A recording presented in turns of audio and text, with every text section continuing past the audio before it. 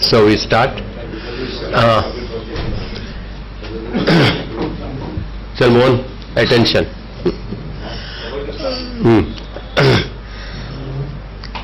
We have always seen that when we are investing, we are really interested in buying something which is available at a cheap price and then selling when the price increases. We saw in 2008-9 when stocks were absolutely at bottom lows, and we had the courage that time to buy stocks.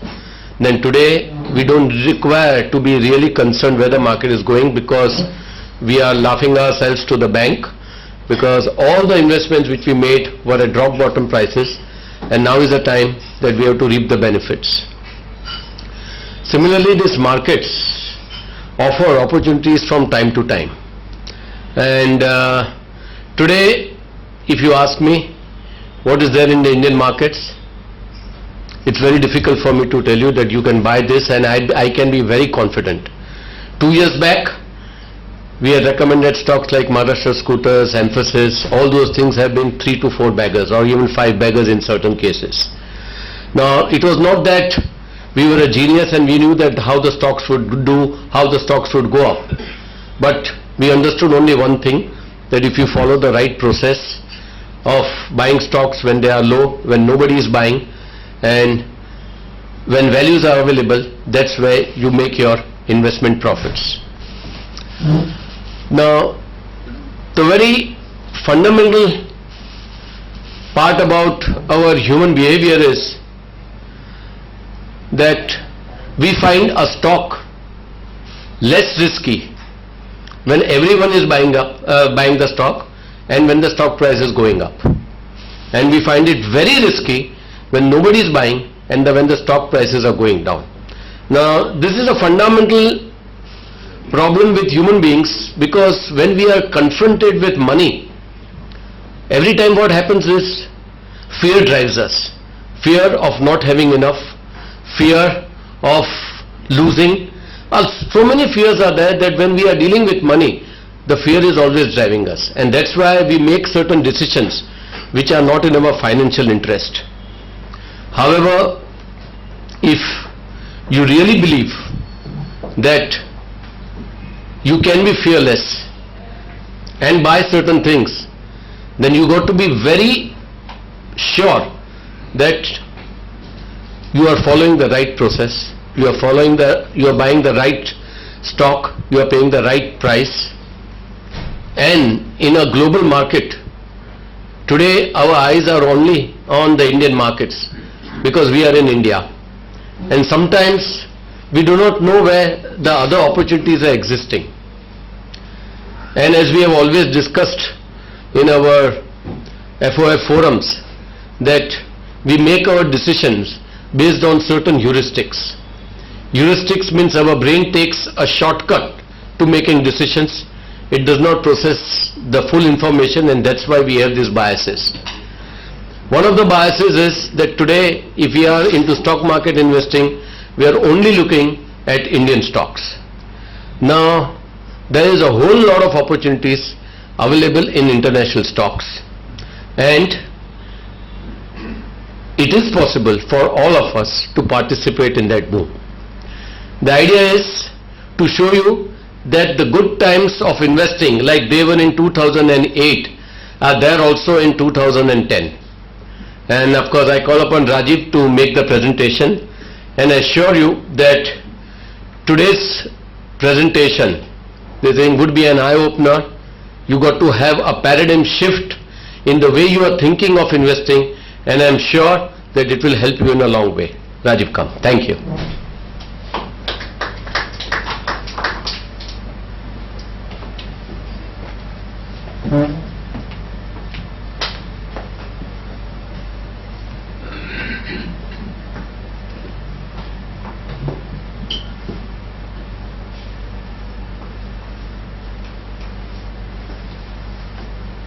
Thank you, Parag bhai. We had made the same presentation a couple of months back to the same audience. Some of you all would have seen this. At that time, this was, I would call, something like a half-baked product that we had. In the last 2 months, we have been doing more work on this, and as we have been diving deeper into this, we have been getting more and more excited about the opportunities there. So the initial slides will be somewhat of a repetition of what we have done earlier. For those of you who are here for the first time, they will benefit from it, and it will lay the groundwork for what is to come towards the end of the presentation today. If we look at the last 7 years, it has been a dream run for anybody who's been in Indian equities.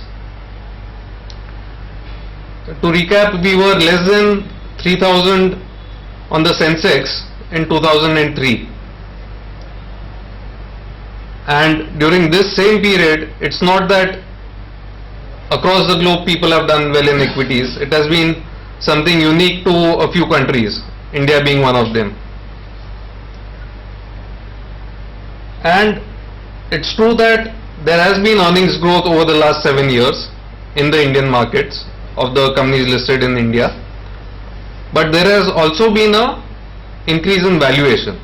So both have gone hand in hand, and that is the reason behind the increase that we see. If we look at this chart, the white line is the BSE Sensex. We have gone up 7 times in 7 years. From 3,000 we had gone close to 21, or just about 21 on Diwali day. And if you look at the yellow line, that is the performance of Dow Jones Industrial Average in the US. Over there, 100 has become 140 after 7 years. So that is the extent of underperformance. If we look at over 10 years, S&P 500 and Dow Jones Industrial Average are where they were. There has been zero return over 1 decade in the US markets. And here, when we look at the white chart, that is again the Sensex, the yellow line is the P multiple. The P multiple, which in 2003 was at somewhere about 12, is somewhere close to 25 today. So when we have gone up 7 times in 7 years, 3.5 times is because of earnings growth, and the remaining 3.5 times is because of valuations expanding. So today the bullishness on India is so much because of the past outperformance that everyone has written off developed countries, and everyone is bullish on emerging market countries like China and India. And if we were to grow at 20% each year, then we would be at an index level of 7,70,000 in another 20 years. And this has almost become a given for a lot of so-called investment professionals or market experts. We had seen last time, and I'll again run through those same slides again, as to how we live in a globalized world today. Some so-called foreign companies like IBM today employ more people in India than Infosys does. IBM is the number 2 private sector employer in India, just behind TCS. If we look at the business operations of companies like IBM, Accenture, Cognizant, HP, Infosys, it's no different than Infosys, Wipro and TCS. It's just that when outsourcing contract is given to IBM by a US company, it's in media it's portrayed as giving business to an American company. Whereas if the same contract is given to Infosys, it's termed as outsourcing or offshoring rather. Effectively the same thing is happening in both cases. Today, more than a third of Suzuki's profits come from Maruti's operations in India. We have seen Standard Chartered Bank gets only 7% of its profits from developed countries, which is US, Canada, UK, Western Europe, all put together. Remaining 93% comes all over the globe, and India and Hong Kong are the number one markets in terms of profitability for Standard Chartered, accounting for 21% of the profits each. If we look at Unilever, 49% of its turnover comes from developing countries or the emerging markets. Only half of its turnover comes from the saturated mature markets.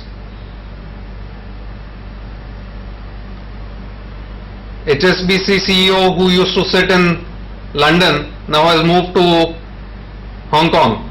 So the CEO of HSBC now operates out of Hong Kong, considering the importance of Asia and the Asian economies. And at the same time, it's not that companies listed in India only have Indian operations. They have been acquiring businesses all across the globe. And when we look at Tata Tea or Tata Global Beverages as it is now called, only 29% of its turnover comes from India. Rest of the business is global, and most of it is in developed countries. Tetley is a big UK brand. A lot of its business comes from the US. And Tata Tea is not alone. There have been many acquisitions by many companies in India. So when you are buying listed Indian equity shares, somewhere or the other you are buying a global corporation. You are not just buying an Indian company. This is just a partial list. The list runs into many pages if we were to list out all the acquisitions that companies have made. So this is the gist of it. Today no country is operating as a silo, despite all the talk of decoupling, etc. There are linkages globally. And when we look at opportunities, we can't again look at opportunities in one market alone. We have to compare valuations across the globe.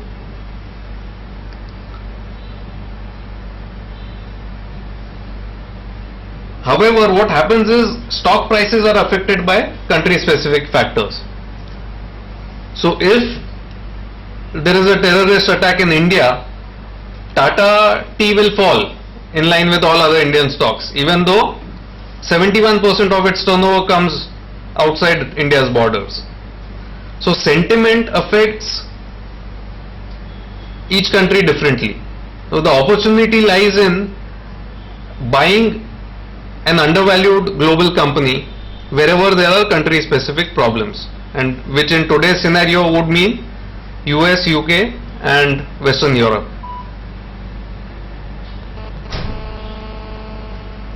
On the other hand, when we look at, this is the global scenario, when we look at India, all these factors are well known, all the hype that is there, and we'll just quickly run through some of the indicators.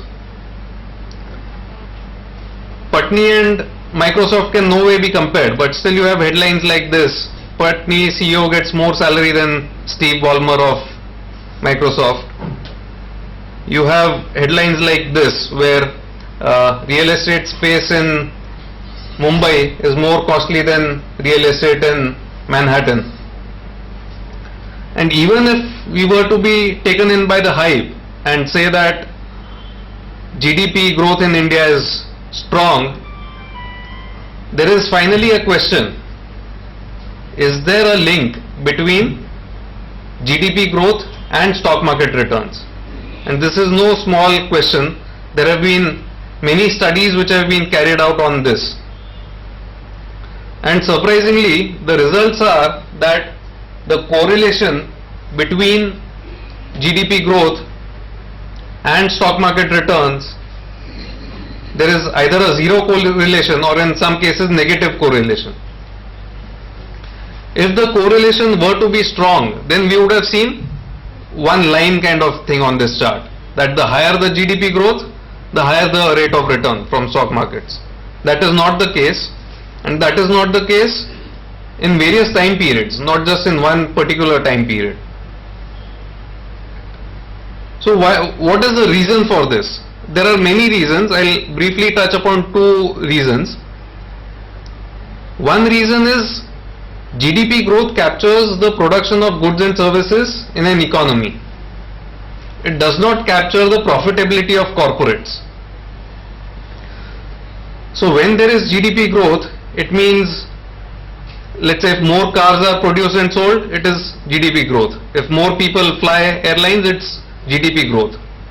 But that GDP growth comprises of wages to employees, it comprises of interest payments to lenders, it comprises of rental paid to landlords, it comprises of your raw material cost for imports, and it comprises of taxation. So if Jet Airways and Kingfisher were to buy more planes and fly more passengers, GDP will grow, but it does not mean that their profit will grow. And we have seen this in many sectors. Telecom, we are adding many subscribers each month, but that underlying profitability is not coming to for many operators, and even companies like Bharti and Arcom are seeing pressure on margins and profitability.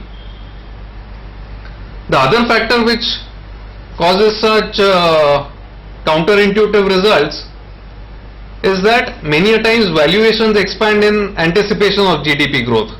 So even if the GDP growth comes in and corporate profits grow, the stock market returns are not that great. The third point to note is many a times profit growth is accompanied by equity dilution, because people have to set up more capacity and set up new plants, distribution network. For that they issue new shares. So per share earning may not keep pace with the corporate profit growth. And the money coming in to India today, all of it is what I would call new money. This money is just chasing past returns. It is looking at the rear view mirror and saying past returns have been good, so let's go and invest in India. All of this is coming through exchange traded funds, etc. It's not old India hands in FIIs who are adding money to the Indian markets. So this is what we had covered a couple of months back. Now we'll take part 2 of the same presentation. We'll get into specifics now as to how do we benefit from this kind of scenario that we have, this discrepancy in Indian valuations and global valuations. Under RBI guidelines today, each person is allowed to invest per financial year $200,000 US. And the process is quite simple. In fact, when we actually went out to do this, we were pleasantly surprised that to open a brokerage account in US, you require only 3 forms and limited number of signatures. It's probably 10 times as difficult to open an Indian brokerage account as it is to open an international account. Taxation was another worry that we had initially. What will happen to taxation? As it turns out, if you are not a US citizen and if you are not a green card holder and if you don't stay in US for too long, then you don't have to worry about long-term capital gains tax or short-term. There are no capital gains tax then in US. You have to only worry about Indian taxation in that scenario. Dividends are taxed in US, but you get the double taxation avoidance agreement benefits. So essentially, to keep things simple, if you invest in US equity shares, you would end up paying long-term capital gains at 20% in India, and you will get indexation benefit. So effective rate will be lower than 20%. And on dividends, let's assume a rate of 30% for simplicity. Finally, each person's tax situation will be different, so it's best to consult your tax accountant. The approach that we are recommending today is, we are saying buy globalized companies listed in a market like US, which are not vulnerable to the ups and downs of US economy. So they will of course get some business from US, but not all of it will be from US. Again, the qualitative factors remain the same. Good quality management, high return on equity, low debt, entry barriers, simple businesses we can understand, all of that remains the same. We are not compromising on that at all. The reason why there will be fireworks in developed country equities is that there are multiple factors which are aligning together. One factor is record low interest rates. Today a company like Microsoft or Walmart can borrow money at 0.75% per annum, and this is long term money, 3 years, 5 years, that kind of money. That money they can use either to buy back their own equity shares, or that money they can use to acquire companies. That is one factor. Second is people are worried about dollar going down because of all quantitative easing and various things. If that were to happen, again two things will happen. One is US exports will become more competitive, their profits will go up. Second is US companies become attractive targets for foreign companies because the acquisition cost becomes cheaper as dollar weakens.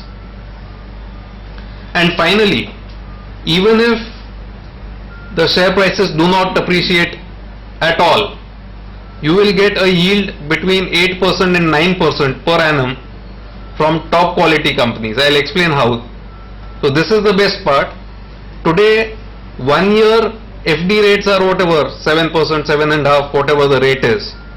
If we buy these shares, we have an opportunity of making yield between 8 and 9% from absolutely top-notch international companies, and whatever capital appreciation comes will be over and above this return that we get. So we'll look at these specific examples from here on. Let's look at a company like Nestle. 1/3 of its business comes from emerging markets, 2/3 from developed countries. Kraft Foods gets 26% from emerging markets, and this is the kind of portfolio that Kraft Foods has. So if China and India were to grow, there is no way how Kraft Foods will not grow. You have iconic brands like Toblerone and Cadbury and Starbucks and Taco Bell and all of that.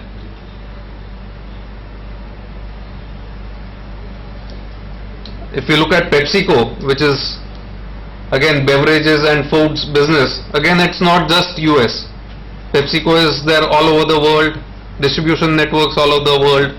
So if India and China were to grow, we'll obviously consume more Lay's wafers and Kurkures and Tropicana fruit juices and Pepsi and Mirinda.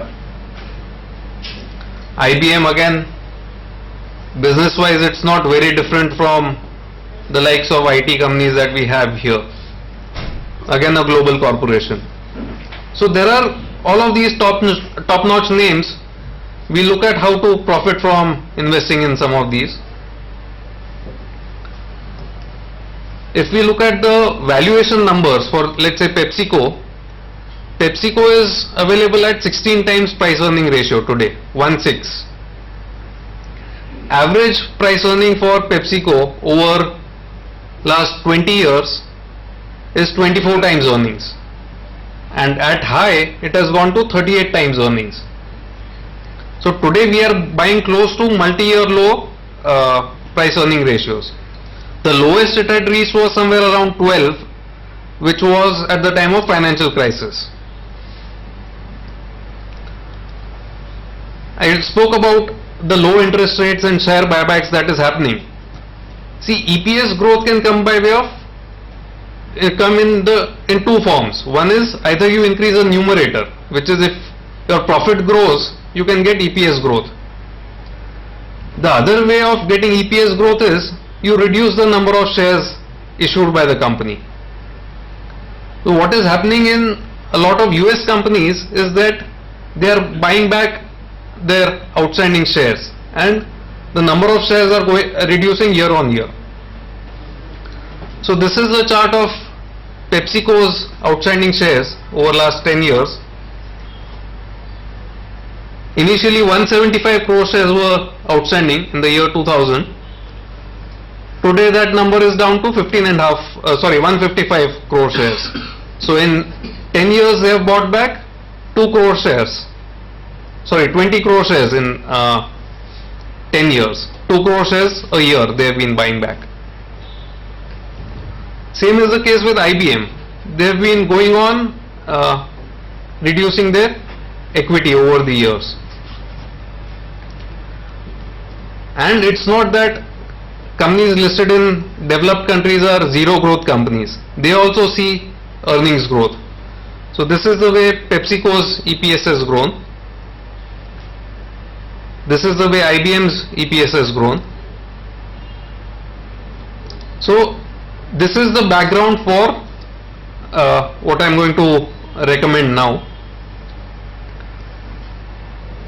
If we look at the different valuation parameters, Nestle in India is quoted at 46 times earnings, and Nestle, the parent company, is quoted at 16 times earnings. 1/3 of Nestle's business comes from emerging markets.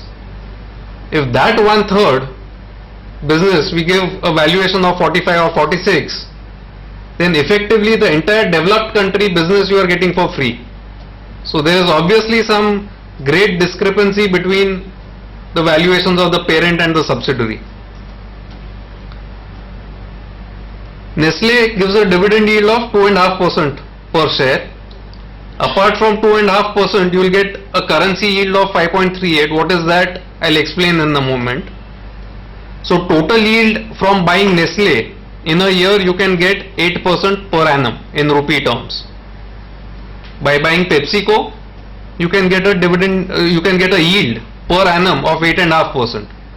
I'll explain this in detail. So this is effectively the last slide of the presentation. It's for people not very familiar with forward markets. It may take a couple of minutes to grasp this, but this is how it works. PepsiCo share price today is somewhere around $65 per share. You are allowed to invest $200,000 a year, so probably you can buy 3,000 shares of PepsiCo. So 3,000 into 65 will be $195,000. The day I made this presentation, $1 was 44 rupees 30 paise. So we'll stick with that. Today's exchange rate may be different, but total cost in rupees would be 86,38,500 if you bought 3,000 PepsiCo shares at a price of $65. Now PepsiCo pays a dividend of 48 cents per share per quarter, which is $1.92 a year. So in a year you would get $5,760 by holding these 3,000 shares.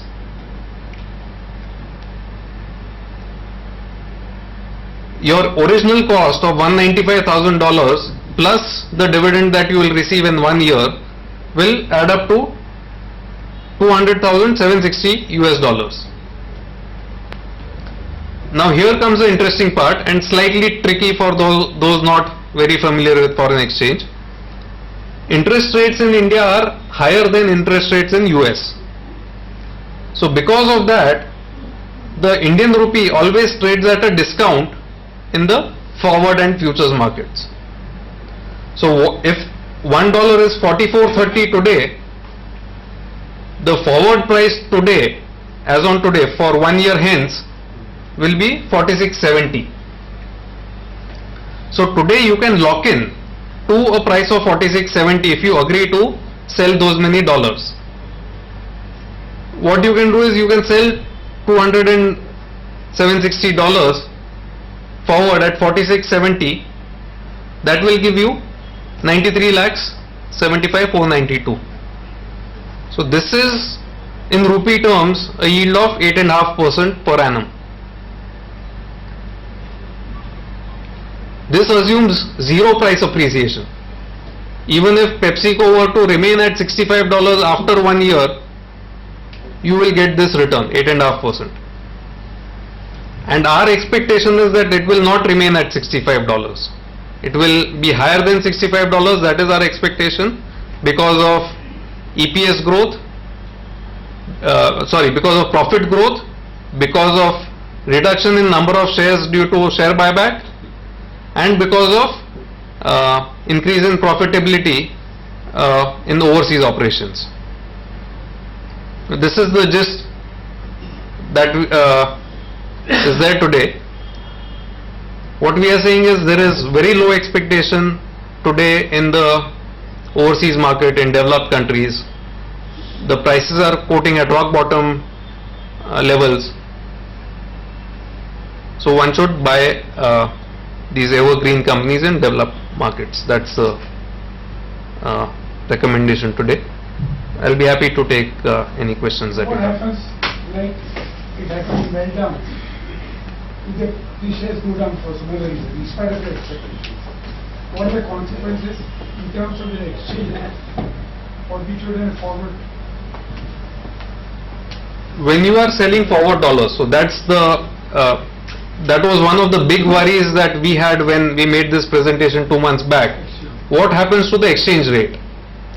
When you are selling forward dollars, you will neither benefit from rupee depreciation nor will you suffer from rupee appreciation. Because we live in India, all our expenditure is in rupees, we want to lock into a rupee return. We don't care about getting dollar returns.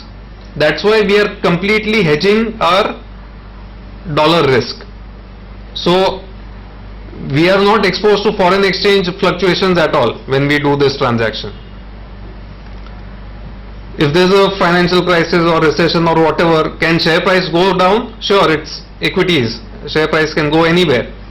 But chances of appreciation are far more today than chances of share prices going down today, considering the valuations that are prevailing. This 5% appreciation in currency has been historically there.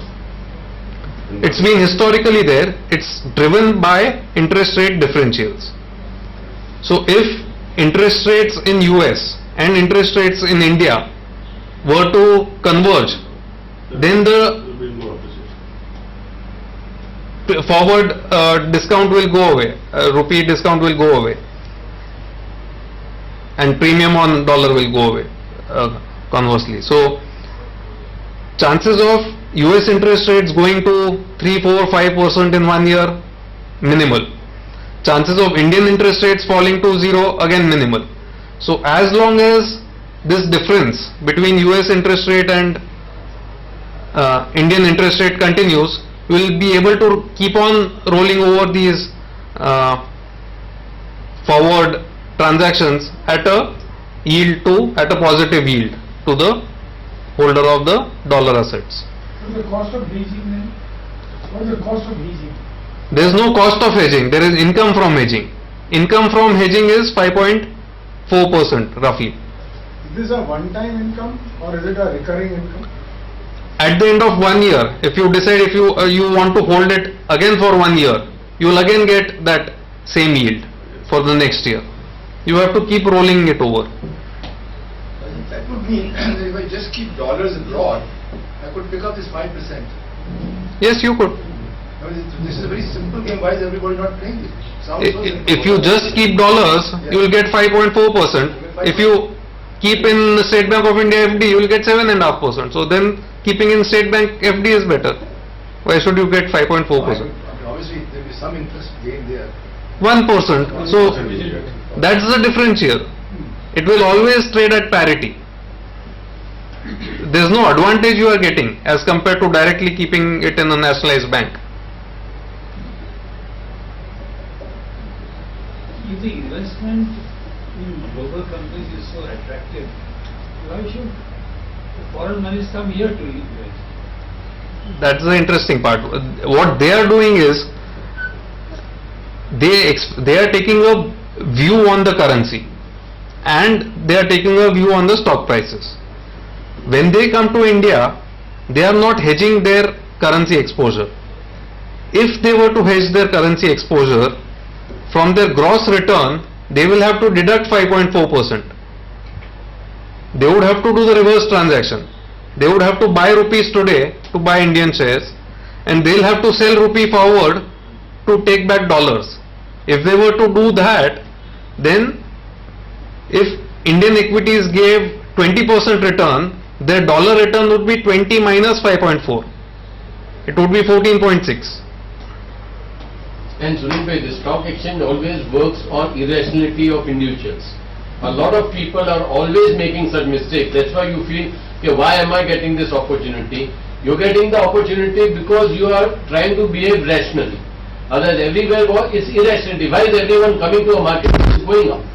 Which I just explained first, that you find anything less risky when everything is going up because everyone is there.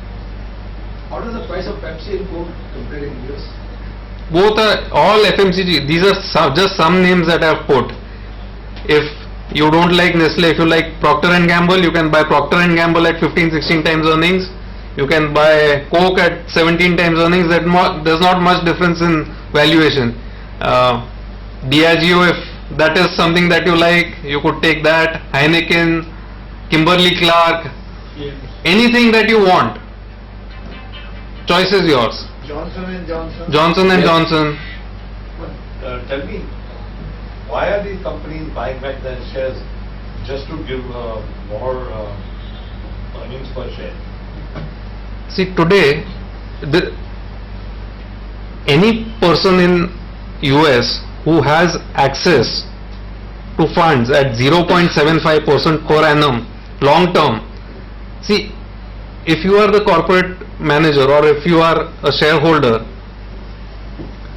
and the company has very little debt today you can borrow, let's say 50% of your market capitalization, and if you buy back half your shares, earning per share will immediately double without any cost to your balance sheet, because that 0.75% is there, that is also tax deductible. So effectively you are able to borrow money at zero cost. People have started speculating what Piramal is going to do with their money, and everybody thought you'll get dividends. Is he trying to do the same thing? He's also buying back all his shares and trying to increase the... See, in Piramal what happened, I'll tell you.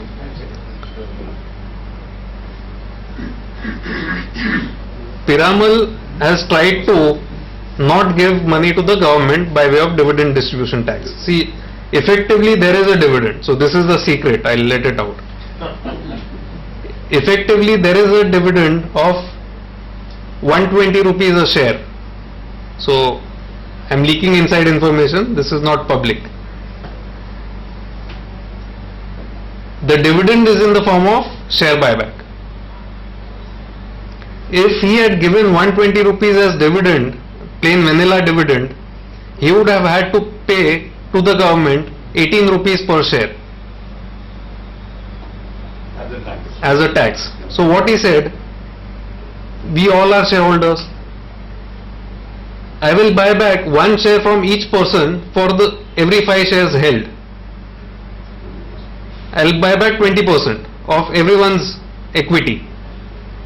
When I buy back 20% of everybody's equity, our percentage shareholding in the company remains the same. There is no variation in our stock ownership. So why do we care whether we get it as share buyback or whether we get it as dividend? Why should we unnecessarily pay 18 rupees to the government? We have already paid that whatever capital gains tax and all that. Why pay dividend distribution tax over and above that? That was the logic behind this. He said that he said it on the TV. He said it on TV, he has put it in the presentation on the website, all that is it. But shareholder got no benefit. Shareholder behaved behaved in a stupid way, that's why it's not. No. You hold on, no? You can See, buy shareholders will be able to sell one share out of every 5 at 600 rupees. In the market, stock price was 500 at that time.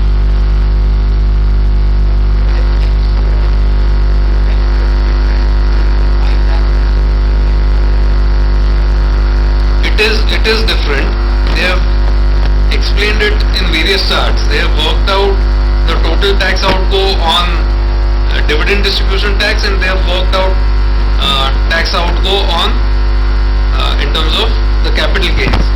They have given all those workings, and they said the net outgo for shareholders under the current scheme would be lower. It's basically a tax saving mechanism rather than anything else. The percentage shareholding of all shareholders after the buyback will remain the same. Company is buying back the shares.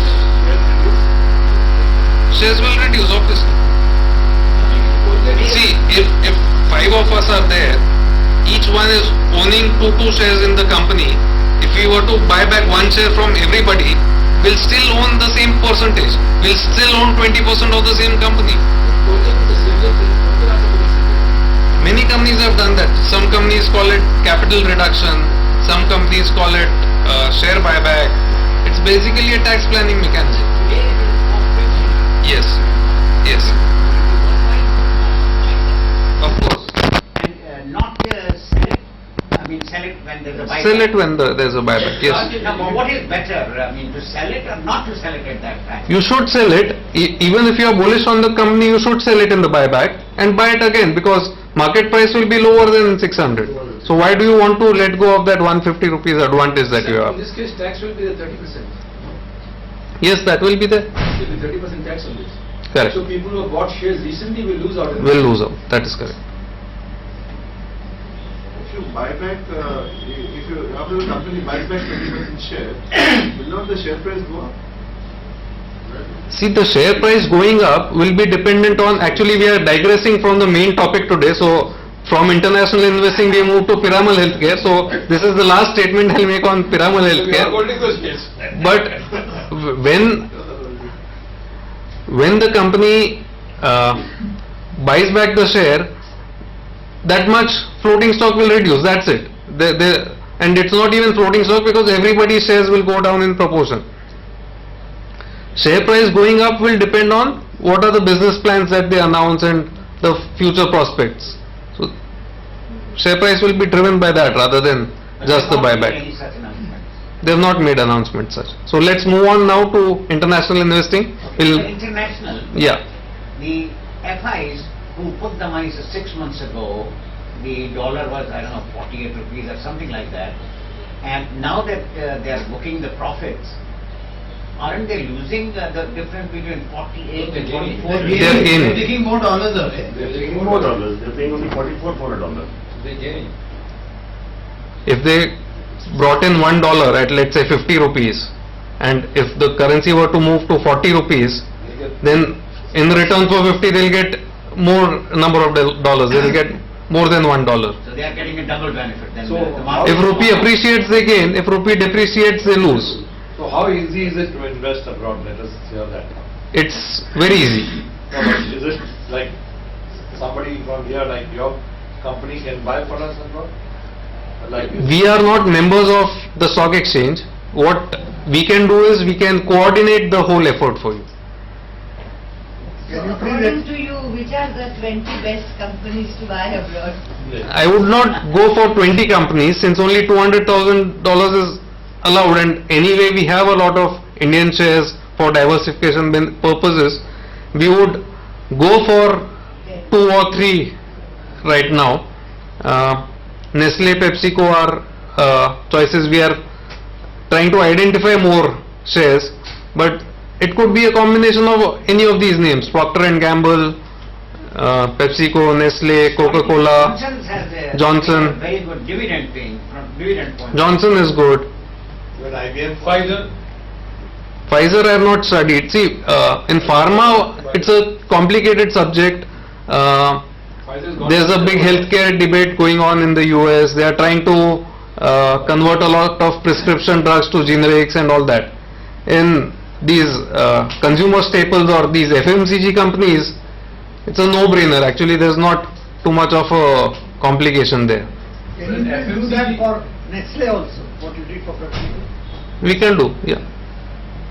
What- Nestle primary listing is in Switzerland, but ADR is listed in the US, so you can buy the ADR.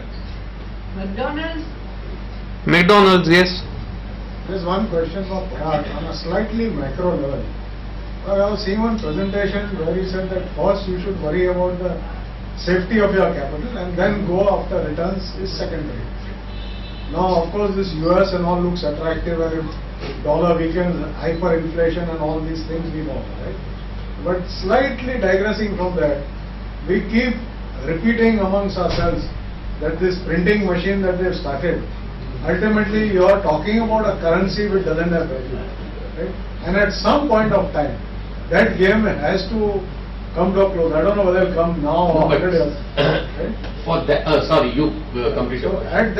at that point of time, maybe, I mean, I don't know, maybe it's possible that nobody wants to touch that country, forget about valuations and prices, and that may be probably the time to enter rather than now. See, now nobody can time it, but Yeah. if US dollar still goes on becoming cheap, then these companies will go on benefiting more and more because their exports will be getting them much more money. Now that is a big advantage. Secondly, as we have mentioned, we are buying global companies. We have got businesses all over. So even if something happens to US, you think these companies will close down? You think people will stop having bath? So you think that Unilever will not be able to sell its soap?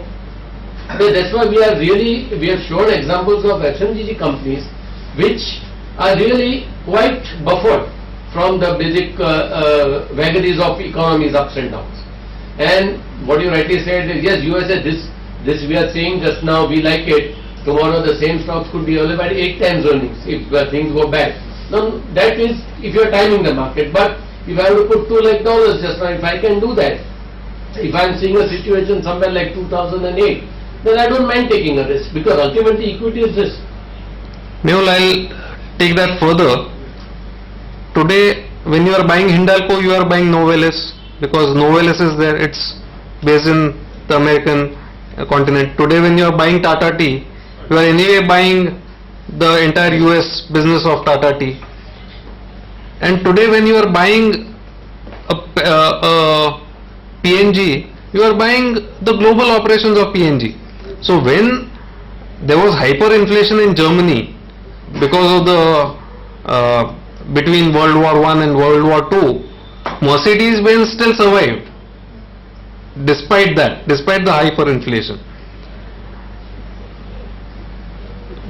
What we are doing is, because of the hedging, we are taking out the dollar risk, and if US currency goes down, we will have upside because of this transaction and not downside, because all the profits that these people make outside US, that will be worth more in dollar terms, and that dollar we have already hedged to the rupee.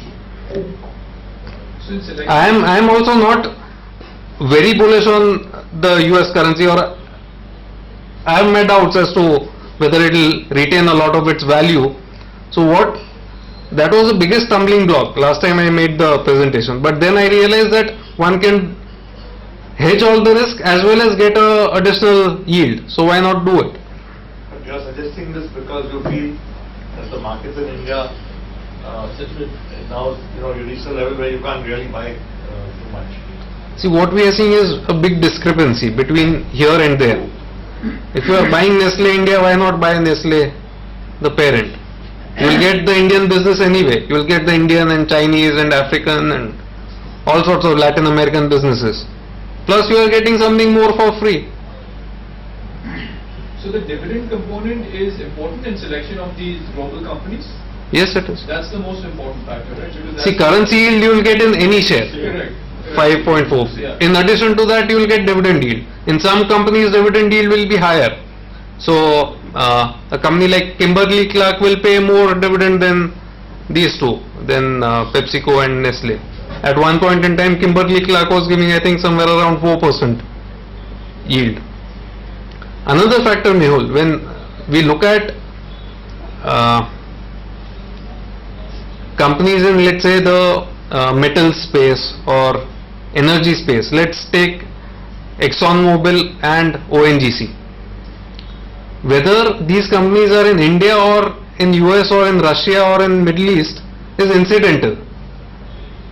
The profits of these companies will be driven by how much output that they can get of crude oil, how much additional reserves they can find, and what is the international price of crude oil. It's not driven by what is rupee, dollar, or what is anything, because they will get the same price in the international market.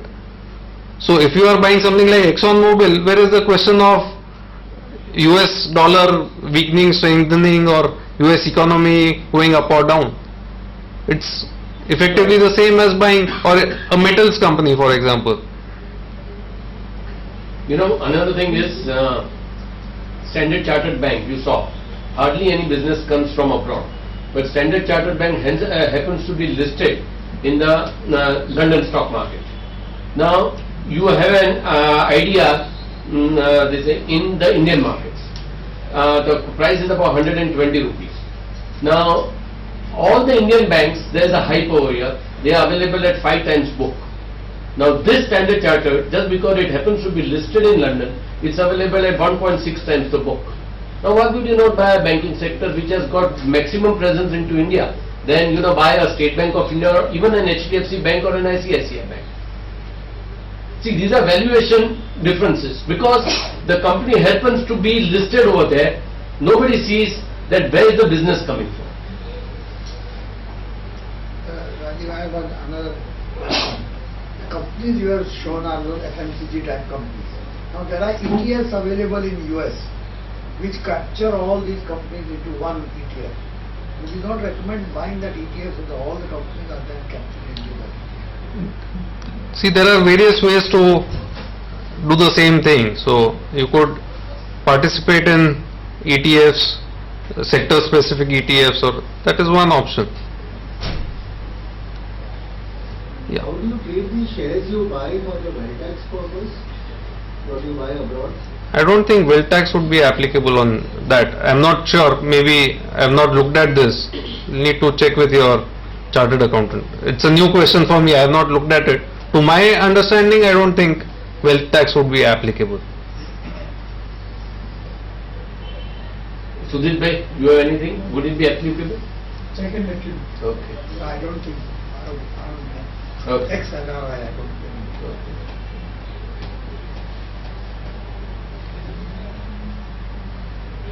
Just as you told us that Coal India is not a bad buy, what is your opinion of copper? What is on copper?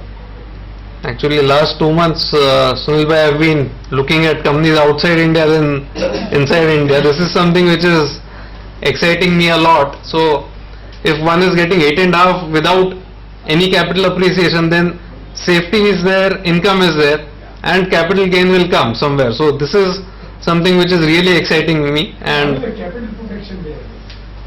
capital protection is there because you are capital protection in the sense currency protection. I meant currency protection.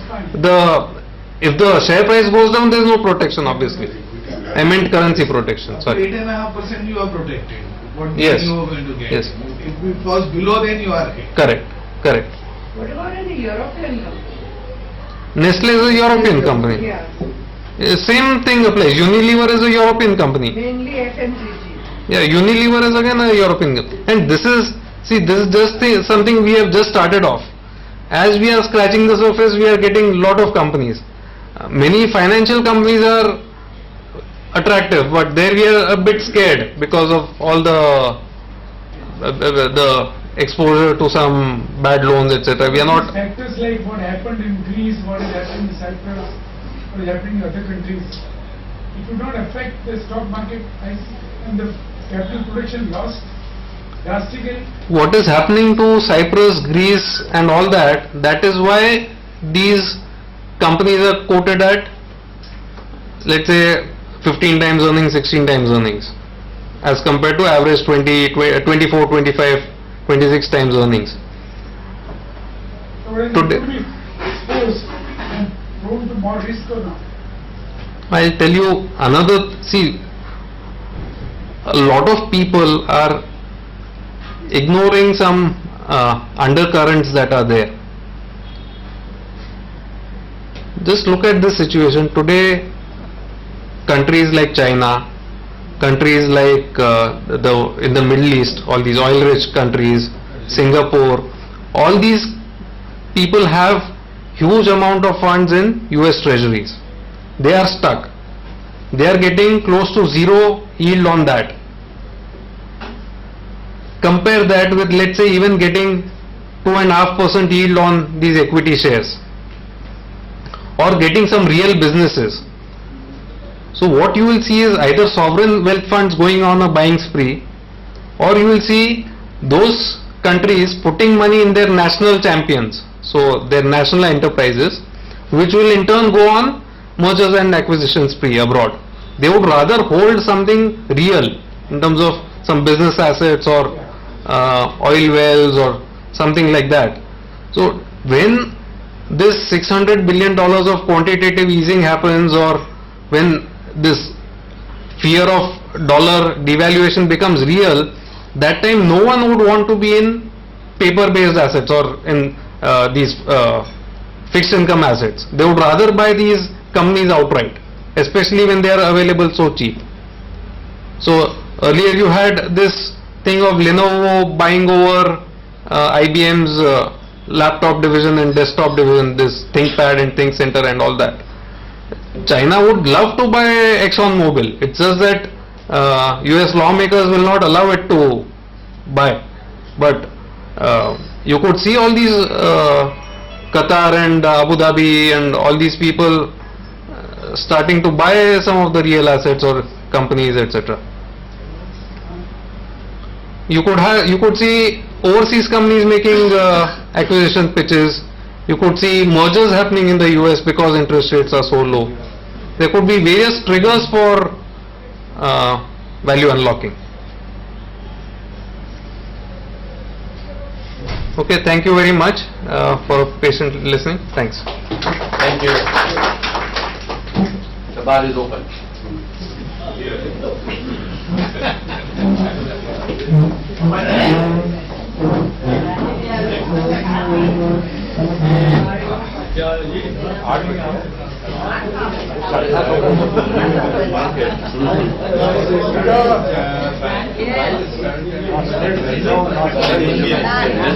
Media you can